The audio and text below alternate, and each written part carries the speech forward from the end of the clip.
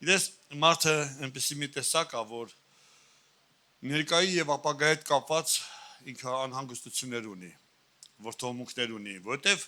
չգիտի իր վաղվա օրը։ Եվ դրա համար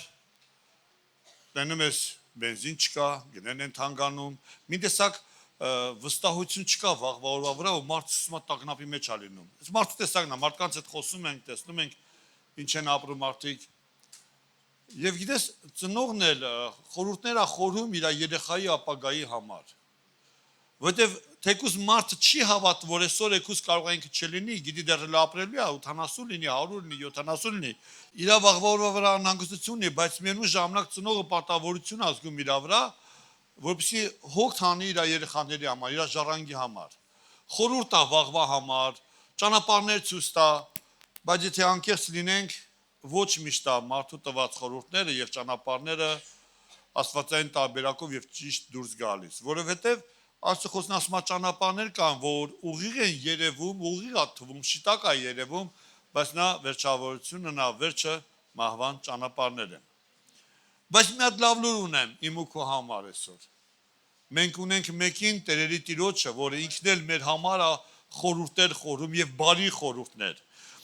Ուրեմն Երեմիա 29:11-ում հետեւյալն ասում, որովհետեւ ես գիտեմ այն խորհուրդները, որ ես խորում եմ ձեր մասին։ Լսում ես, Տերն ասում է գիտեմ խորհուրդ, ասինքն նշանակում է կապ չունի, դու քնած ես, արթուն ես, զբաղված ես քո առօրյայի հետ, կա մեկը, որ խորհուրդներ է խորում իմ ու քո մասին։ Ու ասում ես գիտեմ այդ խորհուրդները, որ ես խորում եմ քո մասին։ Մենք դրա մասին տեղյակել չենք շատ անգամ, բայց Տերը խորհուրդներ է խորում մեր մասին։ Որովհետև ես գիտեմ այն խորհուրդները, որ ես խորում եմ ձեր մասին, ասում է Տերը, խաղաղության խորհուրդները եւ ոչ թե չարության,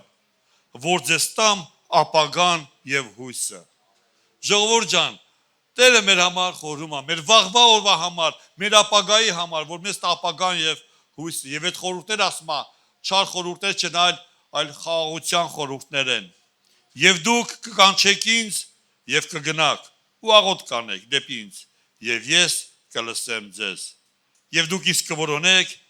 եւ կգտնեք։ Օրհնյալ է Տերը։ Ինչքան վատ է, երբ որ մի բան որոնում ես ու չես գտնում տենց էլ, հուսախաբում ես, բայց Տերը մեծ հուսախաբ չի անի։ Ասում է, կաղոթեք, կգնաք, կորոնեք եւ ինձ կգտնեք։ Հիմա ուզում եմ ոտքի կանգնենք, աղոթքով գանք, ասենք Տեր, այսօր քեզ ենք ուզում։ Այսօր այցելիր մեզ Տեր Աստված, եւ այսօր մենք քո կարիքն ունենք ավելի քան երբևէ։